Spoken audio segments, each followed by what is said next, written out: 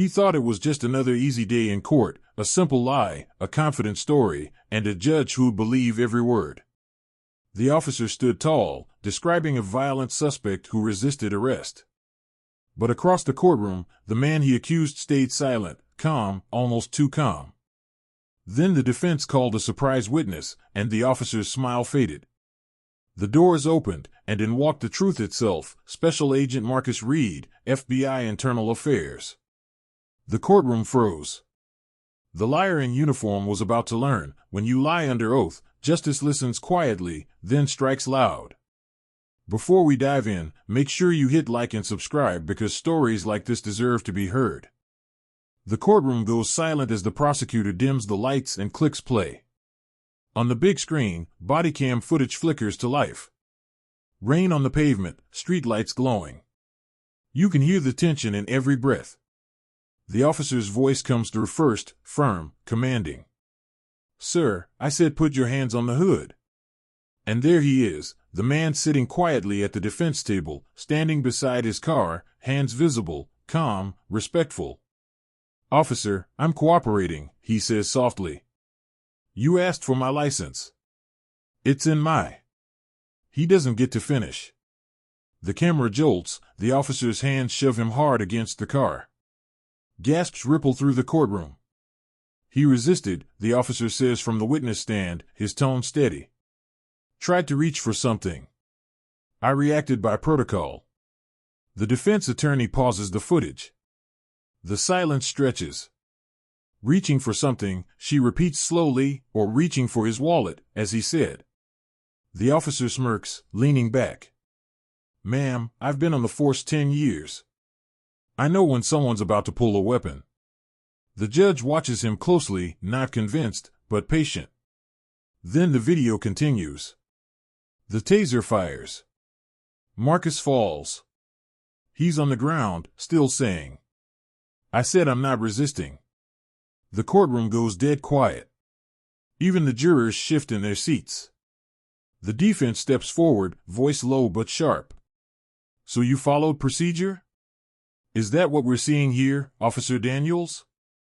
He clears his throat. "Yes. Exactly that." Another click. The screen splits. On one side, the body cam footage. On the other, street surveillance from across the road. Now, it's clear as daylight, Marcus never resisted. Never moved. "Officer Daniels," the defense says, "your report claims the suspect attacked first. Would you care to explain how this footage shows the opposite?"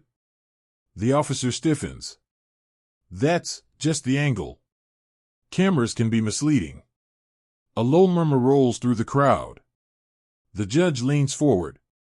"Both cameras, officer? Both misleading?" He hesitates.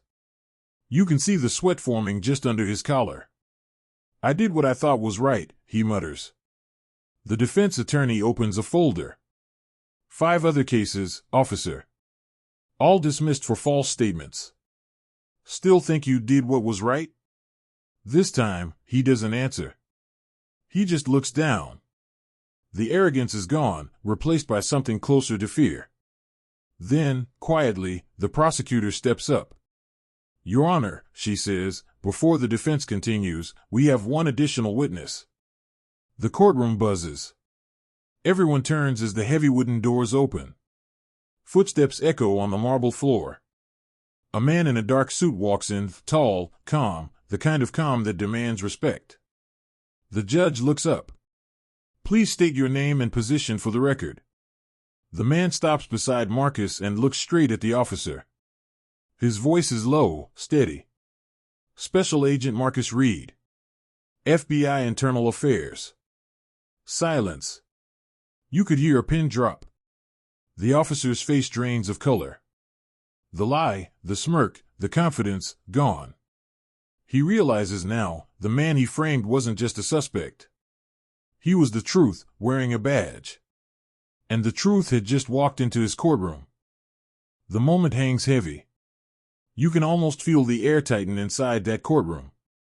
Everyone's eyes shift, from the officer on the stand to the man now standing beside the defense table. Special Agent Marcus Reed. The suspect wasn't the criminal, he was the investigation. For a long second, nobody moves. Even the judge seems frozen, her pen hovering midair. Then she clears her throat softly. Agent Reed. Internal Affairs? Marcus nods once. Calm. Controlled. Yes, Your Honor. I've been undercover for the last 3 months, investigating a string of false reports and fabricated arrests connected to Officer Daniels' precinct. The crowd erupts, whispers, gasps, a few phones recording before bailiffs rush to stop them. Daniels looks like he's seen a ghost. His voice shakes now. This is some kind of setup. You can't just. Marcus turns to face him. His tone is quiet, but it cuts like steel. You lied under oath, officer. You assaulted a man you didn't even run a check on. You filed false reports against innocent people, 5 of them. All dismissed. All traced back to you. The judge raises a hand. Order in the court. The noise fades. But the tension? It only grows thicker. Marcus steps closer, placing a file on the prosecutor's desk. Your Honor, this folder contains verified evidence, body cam tampering logs, falsified timestamps, and witness statements. All tied to Officer Daniels' reports. The judge's expression hardens. Daniels opens his mouth, but no words come out. He looks small now, the kind of small that happens when a lie finally runs out of breath. I was just following orders, he stammers. You don't understand the pressure out there. Marcus doesn't flinch. Pressure doesn't make you a liar, officer. Choices do. That line lands like a hammer. You can see the jurors shift again, not in sympathy, but disgust. The prosecutor walks up to the stand. Officer Daniels, she says firmly, you claimed the defendant, Agent Reed, threatened you during the arrest.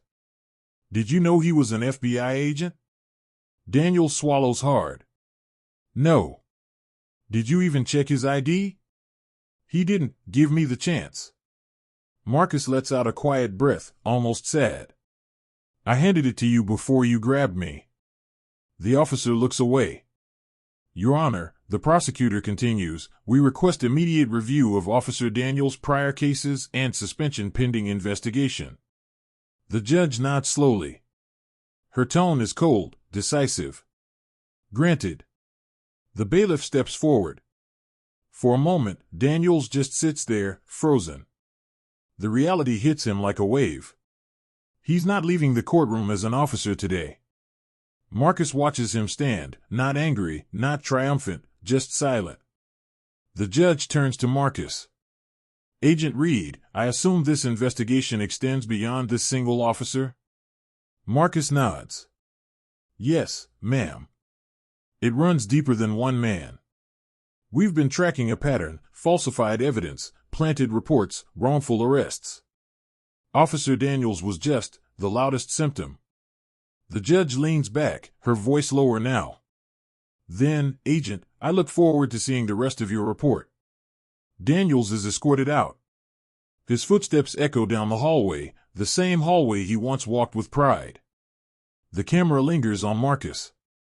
He sits down again, calm, steady, the way a man does when truth finally catches up to a lie. And for the first time in a long while, the courtroom feels quiet. Not tense, not angry. Just quiet, like justice had finally exhaled. The courtroom slowly empties after the recess is called. Reporters whisper in the halls. The sound of heels and murmurs fade behind the heavy oak doors. But inside, Marcus Reed doesn't move. He just sits there, still, thoughtful, watching the empty witness stand like it still holds ghosts. Then, the judge returns. Everyone rises. Judge, court is back in session. The tension returns too, only heavier now. Marcus stands when she nods to him. His voice is calm but carries weight.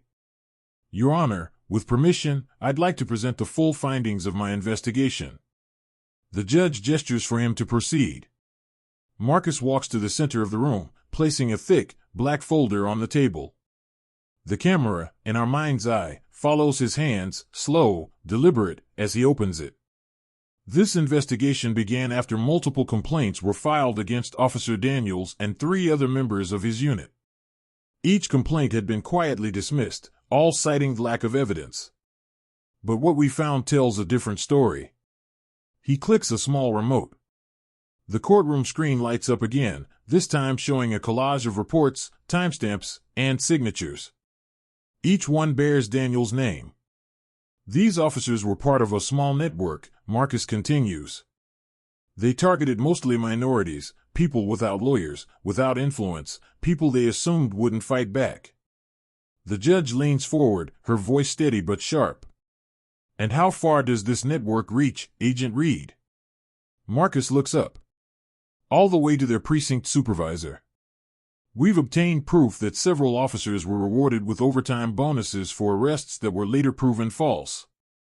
A gasp escapes from someone in the gallery. The officer's lawyer tries to object, but the judge raises a hand. Judge, overruled. Continue, Agent Reed. Marcus clicks again. On screen, grainy footage from an office security camera. It shows Daniels handing a man in a suit an envelope. The timestamp matches the date of Marcus's false arrest. The courtroom falls completely silent. Marcus, that's Commander Lewis, Daniels' superior. We traced several cash deposits to his account, all unreported, all coinciding with dismissed cases. The defense attorney exhales quietly. The judge sits back in disbelief. Judge, Agent Reed, this isn't just misconduct. This is organized corruption. Marcus nods. Yes, ma'am. And it almost went unnoticed until one of their victims turned out to work for us. He closes the folder. The sound echoes in the room. Marcus, quietly that night, I wasn't just testing Officer Daniels. I was testing the system that protects men like him. And today, that test finally failed. The judge removes her glasses. Her expression softens, not toward Marcus, but toward the truth. Judge, Agent Reed, the court thanks you for your service and your patience. It takes courage to stand quietly while being humiliated, knowing you could end it with a single word. Marcus nods once, a faint smile on his lips. Marcus, sometimes, Your Honor, silence is the loudest testimony. Outside, the cameras flash as Daniels is led away in cuffs. Behind him, another officer, one from his unit, is also being escorted out. The chain reaction has begun.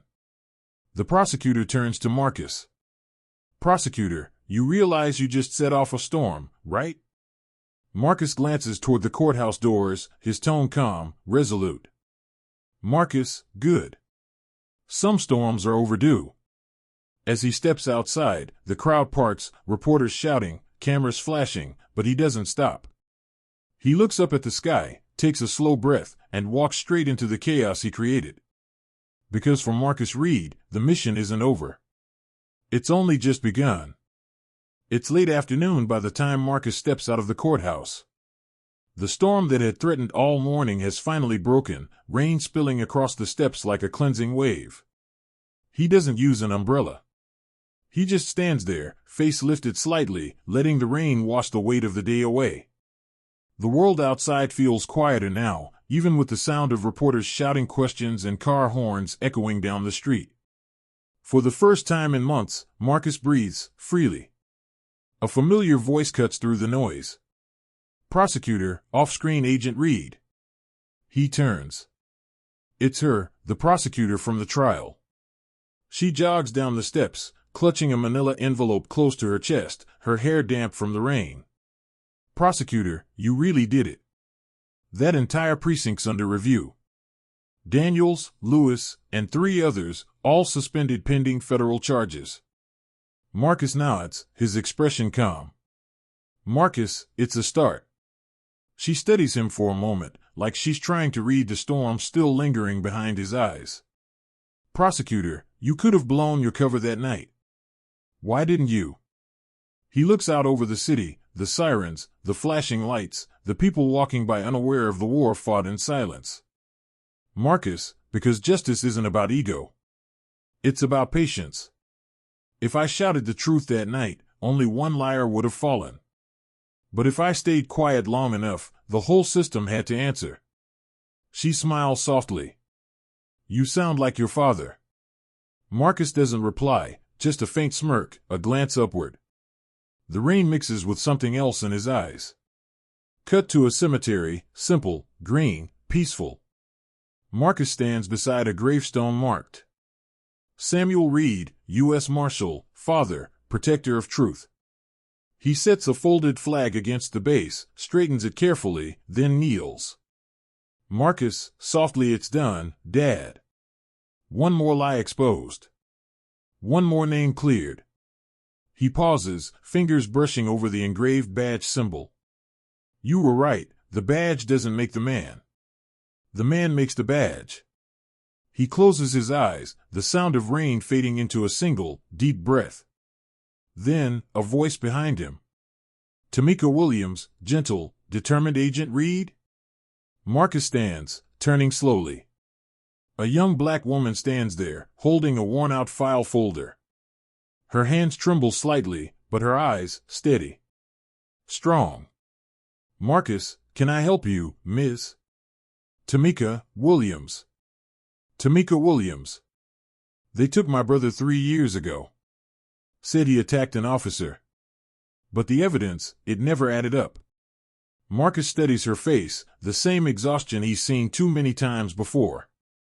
He takes the folder, flipping through the pages. The same patterns. The same forged reports. The same signatures. Marcus, quietly, Daniel's unit again. Tamika nods. I've been trying to get someone to listen. Everyone said it was a lost cause. Marcus closes the folder, tucking it under his arm. Marcus, not anymore. For a moment, she just stares, not sure whether to believe him. Then she sees it, the same quiet conviction that brought a corrupt officer to his knees. Tamika, so, where do we start? Marcus looks out over the horizon, the rain easing, sunlight breaking through the clouds. Marcus, where truth always hides, under the lies people stopped questioning. He starts walking, Tamika beside him. The camera pulls back slowly, two figures against a fading storm, heading toward another fight for justice. In a world built on stories, lies travel faster than truth.